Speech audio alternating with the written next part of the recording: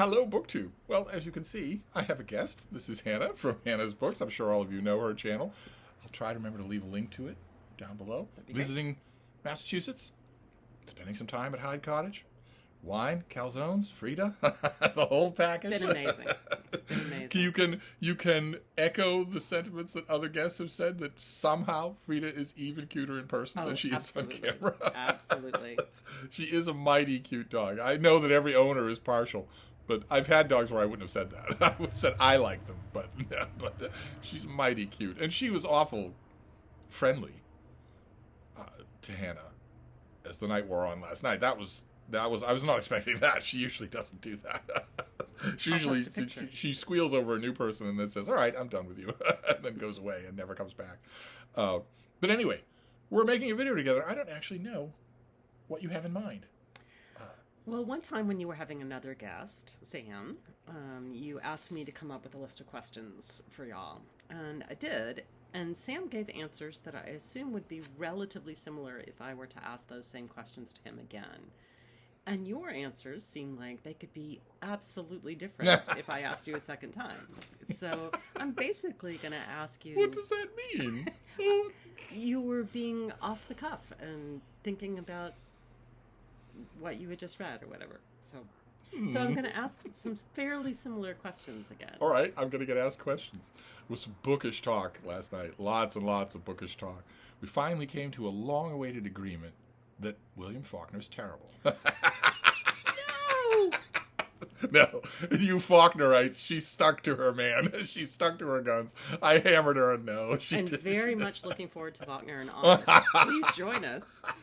Can you imagine? Not you. Can you imagine if I did? Can you imagine if I did? Oh my God. You should totally make a video every day I in should August make a Faulkner video every day. I ought to do a read-along. I ought to pick a short Faulkner novel and do a read-along, sneering at everything. We're reading As I Lay Dying, which is one of his short ones. And which will certainly make you feel the title. Read a Maigret novel instead. That's all I have to say on the subject. And the time it takes you to crawl your way through the posing and the pretentiousness of As I Lay Dying, you could read 4 Maigret novels and love them all. But anyway, we don't want to reprise last night. So what have you got for me? So I don't remember those questions. Yeah, I wanted to start with some just basic questions. One is, what are some of your favorite books of the year so far? And first start with fiction and then nonfiction. Okay, but I'm pretty sure that I would have responded to that cagely. Yes, the first time, because I make a list, and I tend not to want to give it away. So you don't need to say what your favorite was, just one of your favorites or a couple, something that you've enjoyed a lot or found fascinating. Well, there's a new work of nonfiction that's come up on this channel, To the Success of Our Hopeless Cause, about the Soviet dissident movement. That turned out to be really, really good. I started off the year with The Waters by Mary Jo Campbell. Tell me about that one. It's rural noir. It's rural fiction. A group of women who live in a snake-infested, slightly secluded island, and they pursue folk medicine of their own as the modern world is encroaching on them, and as the town that used to be in awe of them is turning elsewhere and being less and less in awe, just viewing them as odd instead of witchy. And I wasn't expecting to like it at all, much less as much as I did. I really, really liked it. What else? Any huge surprises other than that? I was really surprised in a negative way with the big volume of the collected poems of Delmore Schwartz. Delmore Schwartz is not really my kind of poet, but I also thought the volume was kind of poor. I was a little disappointed in the volume itself. But there was something else. There was a translation. I don't know. There haven't been all that many highlights, but I expect that because the autumn is when the book world unlimbers all of its big guns, and I expect especially your kind of books. My kind of books, yeah. The nonfiction, history, and biography, that tends to be, they tend to save their big stuff for then. Mostly so far, the big guns have been disappointments. My first read-through of the big new Christopher Isherwood biography was a bit disappointing. I'm going to give it another go when I get the finished copy. My read and reread of the new Tom Gunn biography was a little on the disappointing side. It's dutiful, but not. It never soars, and I want that. I want a biography to do more than that. I want a biography to do more than just disgorge its index cards. And when it comes to a contemporary... That's quite a phrase. Well, a contemporary gay literary figure. My yardstick here is Brad Gooch's book City Poet about Frank O'Hara. That is brilliant. That soars. And maybe it's unfair. Maybe I shouldn't use that as a yardstick, but this one didn't do it. The Delmore Schwartz volume didn't do it. The Christopher Isherwood book didn't do it. I don't know. I don't know. Largely disappointed so far, but I keep going. I keep going. Most of the books that I've read so far have... There was a biography of Justinian that was so-so. Daisy Dunn's new book about women in the ancient world, the missing thread. It was very good. It was very enjoyable to read, but it wasn't what it said it would be. She said it would.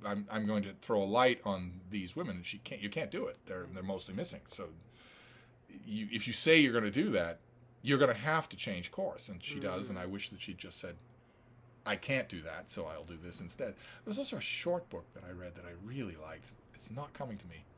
It was tiny, and I loved it. It was not a volume of poetry, just in case Aaron Facer is getting hopeful. It was not a volume of poetry. I don't remember what it was. I don't coalesce these things until later in the year, so that's one of the things I have to do for my answer to this one. Yeah. There haven't been many highlights so far. I really loved Natural Magic when I owe you a review by Renee Berglund, which is a combination of a discussion of Charles Darwin and Emily Dickinson in comparing how they see the natural world. And I found it as fascinating because in some ways their approaches were remarkably similar, despite the fact that they were different, not only one American and one Brit, but a man and a woman, but then even more so, a poet and a scientist, and yet they had some remarkable parallels. So I found that one you do owe me a review. I do owe you a review, yes. How many of you owe me reviews? And if you don't, you should get in a situation where you do owe him a review. You've read or want to read a book that's new or is coming out, and you want to write a review of it. It's an amazing experience. You might want to get in touch with me if you're in good company. Our masthead is good. Our masthead is good and strong. But anyway, shall we move on? Sure. How about a favorite recent reread? Oh my, there have been plenty. For Rocket Summer here on BookTube, for Michael K. Vaughan's event, reading classic science fiction,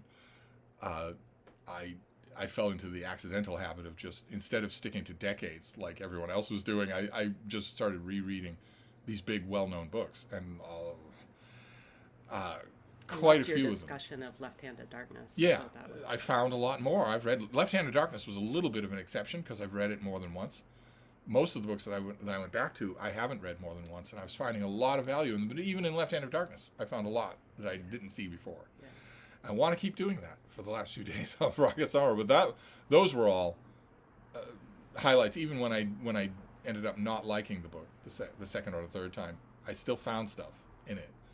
And I also reread. I reread Froude's biography of Henry VIII. Yay. It's old, is beautifully eloquent. It has an eloquence that no author alive today could hope to match. And it has huge digressions. Not about Henry's time, but about Froude's own time. He's a cranky old man. And I loved it. Absolutely loved it. I have a whole bunch. He's on Project Gutenberg. Huge number of his works are on Project Gutenberg. I wholeheartedly recommend them. They're so good. So good on Henry VIII or anything else. So that was a highlight. I've been rereading Star Trek fiction for Book Trek and enjoying that a lot. And I reread for Mark at Book Time with Elvis, used to be on BookTube. He made an event called Summer of Sport about sports-related literature, and I reread a sports-related book. I don't think I made a video about it. What was it? I intentionally went to a sports-related book by an author that I hate, to see if I would like it anymore. The Natural by Bernard Malamud. Oh yeah, and I did like it more. Yeah. I can't stand Malamud. He is utterly talentless and doesn't even have the backup of fascinating nonfiction. I would say that when it comes to drama, Theodore Dreiser is almost very nearly talentless, but his nonfiction is great. So I give him slack. But Malamud, he might as well be Frank Norris. He cannot write fiction, and he wrote a takeoff on the Iliad, right? Yeah, but I went back to the Natural and really liked it. I liked it a lot. And I also reread just recently Boston by Upton Sinclair and loved it. Thought my memory of it from a ratty old paperback that I read was that it was preachy and that it didn't care about the artifices of fiction, but I was wrong. It does. So those count, yes. Yeah, a little. Totally. And of course, Pride and Prejudice. Oh well, that goes without saying. Yes, I don't. Yes. I am doing a read aloud of Pride and Prejudice with copious annotations. But Pride and Prejudice is one of those books for me that just isn't. It isn't a reread. I don't know what it is. Yeah. I don't know what you would call it. It's Jane Eyre for you. Yes. Where it's not a reread anymore. But it's. I don't know what. Living I don't. Some part of your life. Right. It's always there. It's almost like remembering something rather than Yeah. rereading it. Yeah. I have a handful. I imagine all readers do. I have a handful of books that are like that, where I. Like the Jungle Books by Rudyard Kipling, the Sherlock Holmes stories, Arthur Conan Doyle. I'm not rereading those when I go back to them. Whatever it is, I'm doing that. And I'm doing that with Pride and Prejudice. Yes, indeed. We're going to pile along. Even though Jane Austen July is about to end, we're going to pile along with Pride and Prejudice until we're done. And rereads for me have definitely been Jane Eyre and the Jane Austen books. Read Sense and Sensibility as well. Anything that you've reread that you weren't all that familiar with? Something like my Rocket Summer books? Not very recently. I'll have to think back for a minute. But one that I have just reread that I haven't read in many years and don't know as myself in the way that I do Jane Austen and Jane Eyre is The Great Gatsby. And one of the reasons I came up to Boston was because my son is involved in a production of The Great Gatsby for theater, and he's doing sound engineering for it, which I'm not going to be able to see, as it turns out. But I've been rereading The Great Gatsby anew to be able to talk about it with him more when I'm visiting him. So yeah, I don't know that I've read anything I'm really unfamiliar with reread recently. Not the Iliad? No? I haven't read the Iliad in quite some time. Might be time. Yeah, I haven't read Chaucer. I haven't read Chaucer in the original at all, which I think I might like to do. How about an older book that you've only recently read for the first time, if there are any, and if not, maybe a new translation of an older book? Well, the closest would be there's a new translation of Aesop's Fables, and I got an e-galley. So I've been reading that. I haven't just sat down and read it from start to finish, but I've been reading that. That would probably count. I've been scouring my shelves for any older version of Aesop's Fables.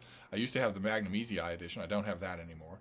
I used to have a little Treasury edition with kids' illustration. I don't have that anymore. I used to have the Penguin Classic. I don't have that anymore. I think this e-copy is the only version of Aesop that I have.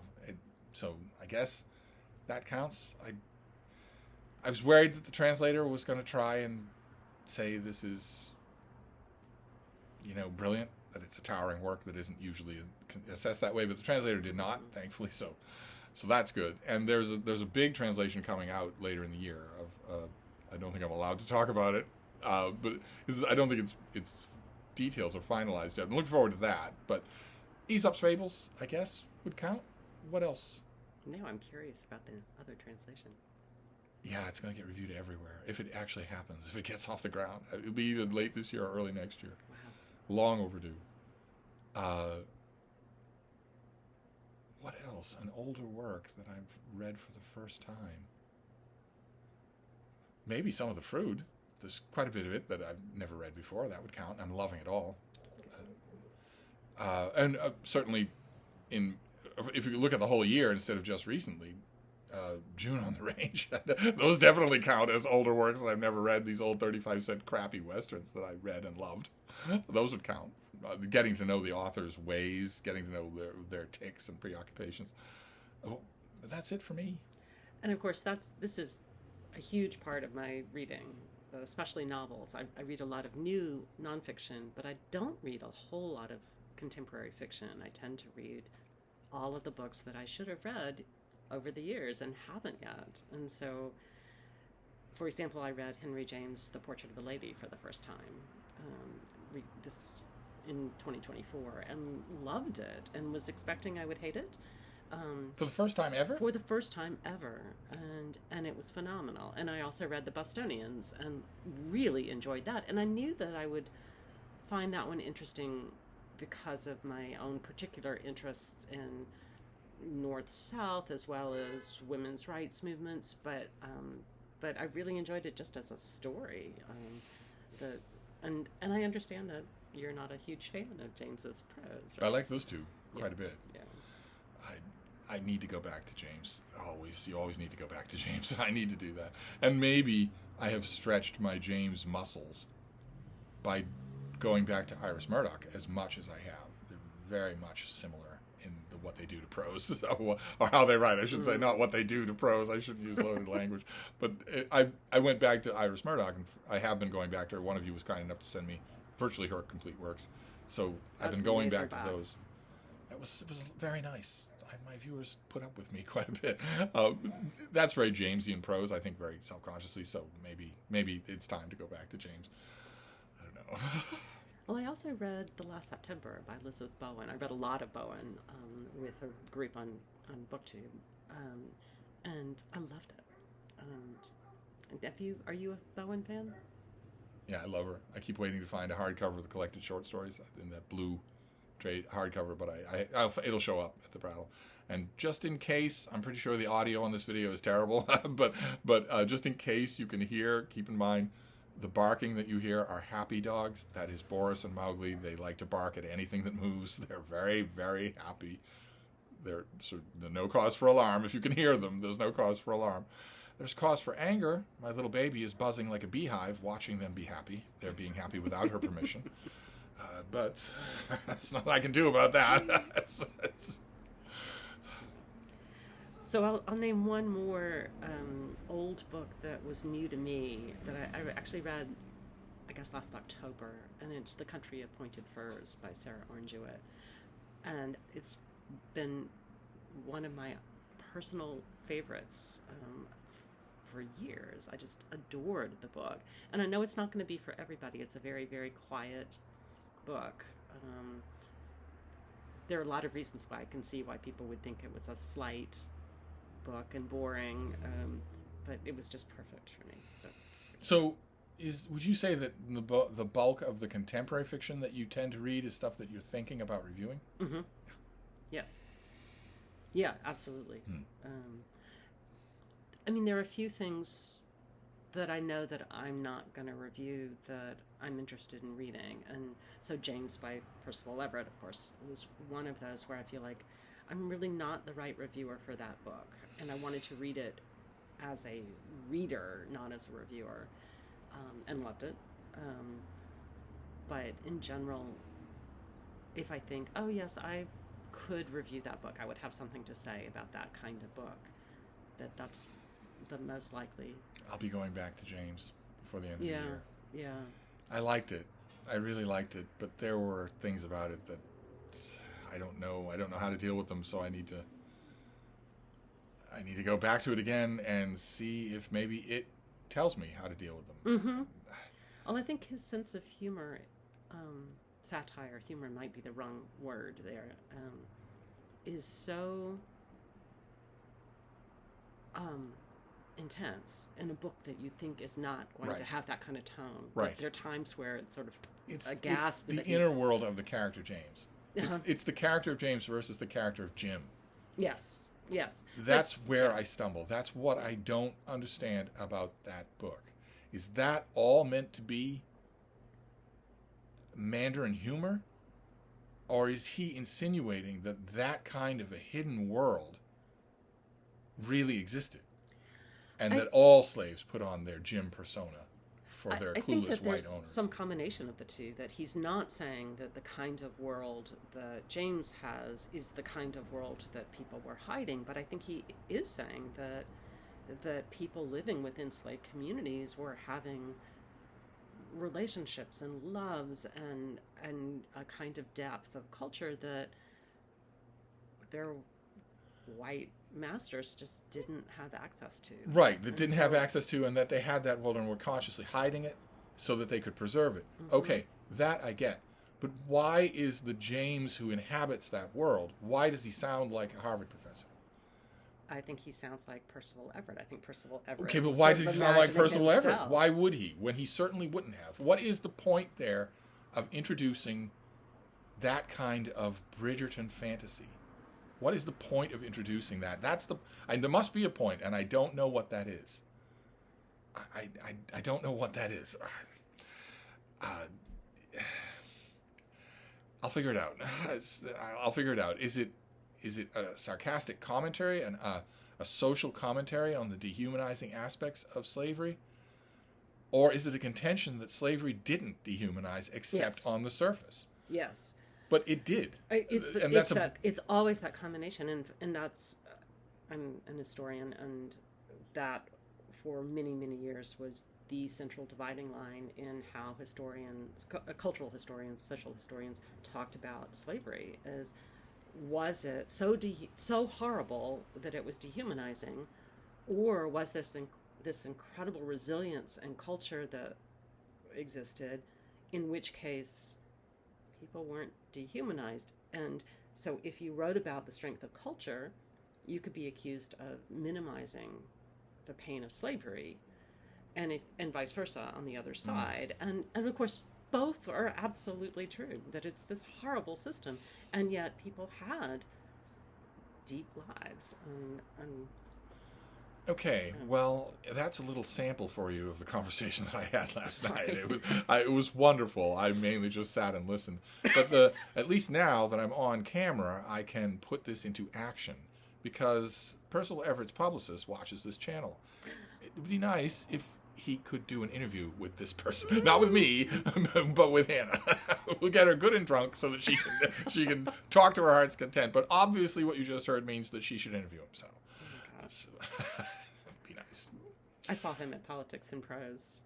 I haven't talked about James on my channel yet, and I will.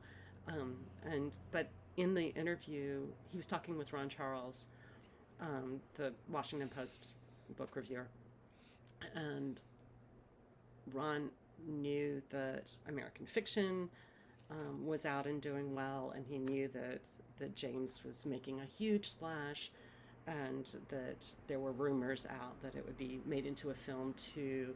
And he was sort of pushing to say, have you been in negotiations about this book, about turning this book into a movie? And there was this really, really long pause, and then Everett said, I feel really uncomfortable talking about selling James. And everyone sort of gasped and laughed. And, I think his whole, that comment that was so funny, but also so, serious and biting. And he's that kind of author. Yeah. So you can have a little sympathy for Steve, because Hannah would have enjoyed her conversation last night much more if it had been with Percival Everett instead of me, or if it had been with Sam instead of me. I know that's true, but I had to sit here eating food anyway. So I'm not going to tell you why I loved talking with you and your ideas, but what I will say is that Percival Everett is an incredible introvert, as is Sam, as am I, and the three of us would sit in a room together and nobody would say anything, even though we'd want to hear what the other people said. So, yes. Okay. So we both really love biographies, which you've already mentioned, but what are some of your sort of favorite subcategories? But you love biographies with the little ladies, don't you? I'll get to little ladies with their flower arranging and their croqueting and whatnot. Or crocheting, I guess it is. Not exactly, but kind of, yes. Well, I know that it's easy to say that my sub-favorite are these sprawling guy-type books, these 1,000-page biography of Napoleon or Peter the Great or whatnot. But I think if you look at my biography shelves, you'll see that's not true. I do like those, but my little subgenre of biography that I like the most are the rabble-rousers, regardless of who the subject is, where I, as a researcher, have come upon this subject, and I have read all the primary documents, and I have a different take. I think everybody's been wrong before me, and I want to try to convince you. I take it personally. We should take our books personally. The author's saying, I want to convince you that all the biographies you've read on this person before were wrong, and I'm right. Those are my favorite kind. You have a favorite? I can't stand how that process has been co-opted. I don't like it when a biographer goes into a project wanting to give an anomalous reading, knowing that it's just driven by their own ideology, that it's not driven by the primary sources, that in fact they're going to have to leave primary sources out in order to do it.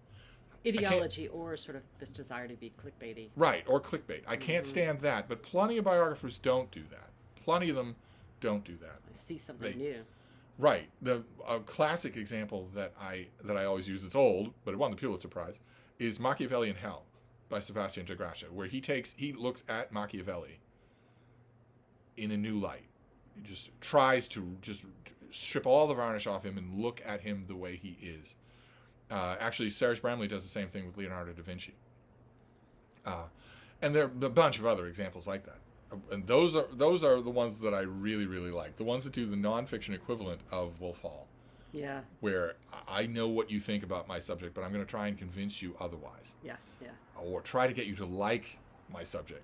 Like just recently, I got another copy of Philip Ziegler's biography of Edward VIII, the traitor king of England, the king of England who abdicated.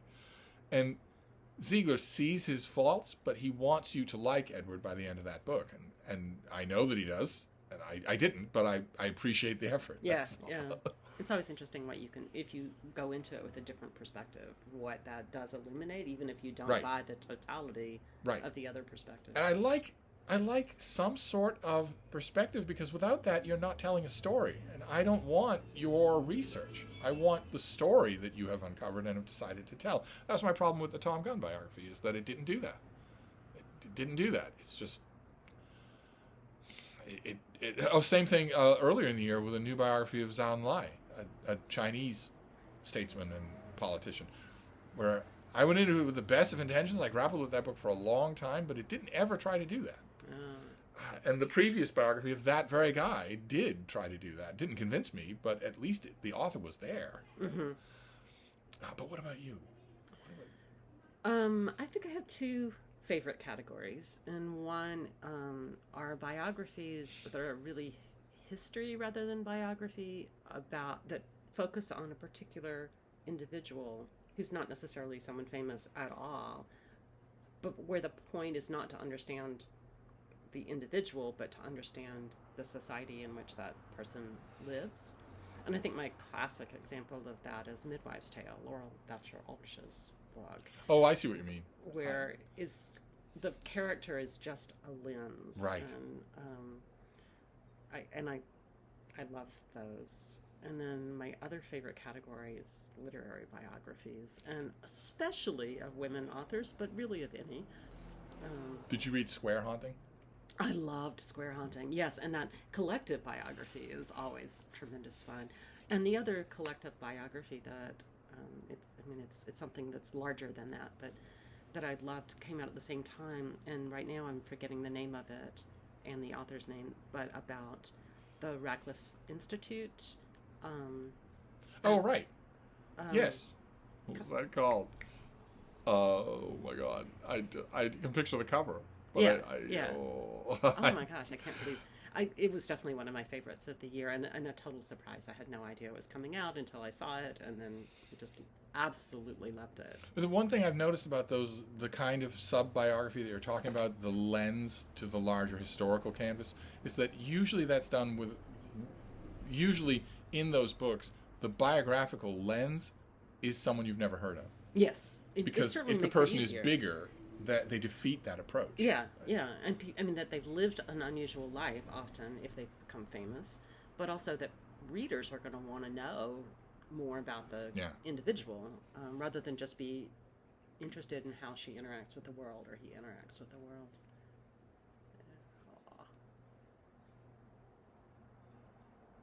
Frida. Frida has temporarily come down from her perch of yelling at the neighborhood. She'll go back to it, don't you worry. She can't let them get out of hand.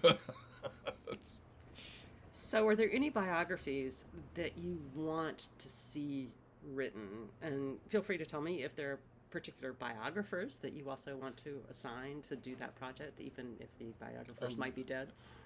The list is endless. The list is endless for biographies that I want to seal the babies. She loves, I've mentioned on this channel before, she has discovered the bearing straight here. She's discovered that she can actually move from the couch to the chair without going down on the floor. And unfortunately, I'm sitting in her chair. Yeah. Frida is very, very indelicate about simply co-opting your space. She's very indelicate about that. And kindly, those of you who are inclined, don't say that's yet another trait of hers that's very cat-like. Okay? That's a little saw that you people go on that I don't need to hear any more of. But anyway, to get back to the subject, I am not going to say Edward III, Edward IV. I'm not going to say that. In fact, we could stick to the niche of literary biographies. Oh my God, the list is endless. Where is... It's been 50 years since the last biography of Mary Roberts Rinehart, who, during her writing career, was the best-selling author in the world. And she's had a bit of a comeback, too. I think a biography... Where is any biography of Dorothy Sayers? Where's any biography of that? What about Betty Radis, the impresario behind Penguin Classics? Never had a biography. That's a great idea. It's never happened. And that would fit... I mean, there have been some other books about female editors of publications. Baby, what are you doing? She's just thrashing around back there. She wants me to move out of her spot. Maybe she does. I mean, we get the predictable, Brace, and I understand when you write, when you're publishing a conventional biography for the mainstream, you're up against it because the reading public doesn't want to read that kind of thing. So you want something recognizable. Baby, sorry, there's a little drama going on behind there. She's not going to move, little girl. She's the guest. You can't just push her off the chair. Oh, you can share with me. Oh, God. Oh, yeah. It's all right. Well, and who else? Who else could we name? So many. Well, so many that we could name. I would actually choose someone who has had several biographies written of her, but I want a particular biography written by someone who's also written a lot of biographies. I want Hermione Lee to do a biography of George Eliot. Ooh, that would be good. I would hope that it would be good. I haven't read an amazing biography of George Eliot. I've read ones that I liked, but not adored. And I tend to like her general approach. Didn't Jenny Uglow write one? Yes. You didn't like that? No, like I said, I very much liked it, but it left some room. So that was my Hermione Lee and I are currently on the outs. Oh, are you? Oh, because of Tom Stoppard? Yeah. Yeah. Because I waited and waited and waited. For those of you who are new to my channel or are coming over from Hannah's channel, I was a book reviewer a long time ago, at the dawn of time. And then I stopped being a book reviewer for a long time. And then I came back into book reviewing. I'm now in book reviewing. And when I came back, one of the things that I wanted was the privilege of reviewing some of my favorite writers. That's the thing that you want to do. You want to get them on your examining table. And I finally got a Hermione Lee biography, and it wasn't good. It was her biography of Tom Stoppard that was Access Media. That's all it was. She wrote about a living person, and the whole book was, oh, he told me this, or he mentioned this when I was at his beach villa, or whatever. So that's really the only one you've It's the only Hermione Lee book that I've never not liked, and it was the only one I got a chance to review. And I had to be nice. I had to be courteous in the review. It was for a mainstream publication, so I had to pull punches. But I think it was pretty clear that I was not happy with it. Well, you're an editor at Open Letters Review, and you could review anything you personally wanted to. Yes, yeah. So maybe you should do Virginia Woolf or Hermione Lee's Virginia Woolf or something. Oh, I'm not going to do anything old. But what I'm saying is you actually have permission to if you want. True. Most people don't. That's just for you mentioned George Eliot. Surely there are people who haven't had biographies that you'd like to see biographied. Well, I'd love to see a really mainstream biography of Sarah Orne Jewett. I'd love to see. Hasn't been one in a long time. Yeah, I mean, there have. I've now looked at a couple of different ones that are, but they're not really mainstream biographies, and I would really like to see that, only because of my own personal fascination with her. Okay. Frida, could you cut it out, little girl?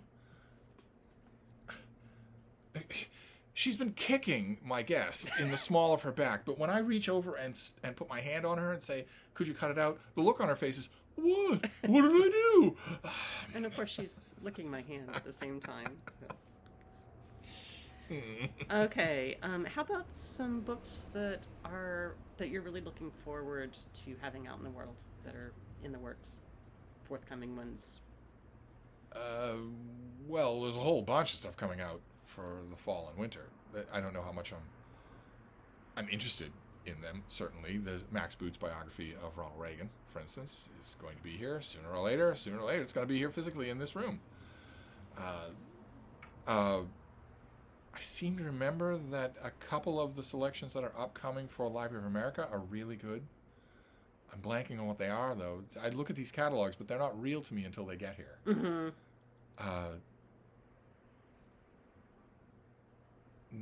There's also a military history that's coming out later in the year. World War II military history that I'm blanking on right now. I'm blanking on these. It's a void to me until they get here. So what about you? I assume that, and I assume not. Right? It's not really your kind of reading to look ahead like this to new releases. Well, it is for nonfiction. You showed me Bright Circle, and that certainly is on my list. Although I don't think it's going to be coming out in 2024. I think it's I think it's January of 2025, which is a long time, but I may be reading it before then at least. One book that I'm really, really excited to get in the mail, which my friend at my house will have ready for me when I get home, I hope, is Katie Lumsden's book, Trouble with Mrs. Montgomery Hearst. Is that Montgomery Hearst? Which isn't coming out in the U.S. yet. I'm sure it will at some point, but I ordered a copy from the UK. This Katie is a booktuber. Yes, on from the channel Books and Things. It's a wonderful channel. If you don't know about it, you should definitely find it and subscribe to it. Although we were pointing out last night that just thanks to her longevity on BookTube, the quality of her videos and the algorithm, most people who are new to BookTube do encounter her fairly early on. So many people who've started channels in our little part of BookTube started with Katie. I'm always very grateful because the algorithm also sometimes features me, and I always want to add a little disclaimer saying, no, Katie's out there too. Some of the booktubers who did not start channels. Right. Yes, I know. I just want to say, start with her. Another one that I think... Although I'm a jolly old man. Yes, you are. Yes. I'm jolly. Jolly. I just have pointed opinions. What is the point of going through life without them? I know, it's hopeless. I'm talking to a sea of introverts, so but what can I do? So another book that's coming out that someone on BookTube from the UK steered me to, but wasn't out in the US yet, is Intervals by Marion Brooker. Brooker? Yeah, Brooker. Do you know anything about it? I think it's a memoir, and it's about end-of-life issues, including issues of choice, but also interdependence and that balance of what individuals choose about how Is it personal? Did she lose somebody? Yes, I think so. And I think I knew more at some point and have forgotten. But it's a very much a personal story. When does that come out? Sometime this fall, I think. September, maybe. I think it's September. And then there's a literary study of Ezra Jack Keats, the children's author who wrote The Snowy Day and Pet. What do you mean by literary study, though? So it's talking about it within the context of children's literature. I think it's an academic press. But it's this, very, very open, well-known, widely read. I mean, everybody, at least in the U.S., has read Ezra Jack Keats either when they were kids or with their kids, or so I'm looking forward to that. And I think it might be from Mississippi Press, University of Mississippi Press. So it's not a huge. That's always tricky because those don't end up in bookstores. Right. Yeah. Your bookstore can get them. It is on NetGalley. Oh, right. Well, I don't know how many people. When I browbeat, when I guilt trip about writing book reviews for Open Letters Review, I hear from a lot of people I don't have access to new books, and I'm amazed at how many people have never heard of NetGalley. Yeah, because it's pretty easy to. There are a lot of publishers there that don't require you to have any kind of expertise, right, or experience. Yeah, if you haven't made reviews on NetGalley, sometimes it's harder. So if you wanted to get James, for example, and you hadn't written 50 reviews on NetGalley, you might not get a copy like that. But if you're looking for something kind of niche where there are not many people requesting it, it's pretty easy to get accepted. And then once you have 15 reviews that you've put up, and they don't have to be massive reviews. No, they don't have to be long. That's the key to NetGalley, really, is to respond to play by their rules, and they'll treat you right. It's ironic for me to say that because I've never written a review on NetGalley in my life, but they look at your self-reported profile. They might look elsewhere. If your self-reported profile reports published work, they might look elsewhere, and that will increase. I never had a problem get anything from NetGalley. I think probably because they looked and saw, we should give this guy as many e-galleys as he wants. And not that this matters to many people, but you can always, if you actually review something that you have an e-copy of from NetGalley, you can link to your review and just give them the first paragraph or whatever and link, and gives you. It's a good idea. Points. Those of you who want to break in, you have all the tools you need. Even if you don't have anything on NetGalley, there are still publishers who will send you their forthcoming books. Absolutely. And I recognize I am not an impersonal figure abstracted over in New York or Washington. I'm a person. I'm very nearly human. And I recognize the struggles. So if the only forthcoming books that you can get on NetGalley, because you have no experience at all, are very low-profile, niche interest books, just tell me that. And we'll run a review on Open Letters. You want to write a review of it, we'll run a review on Open Letters. You'll have a published review. And once you do that, it'll be easier.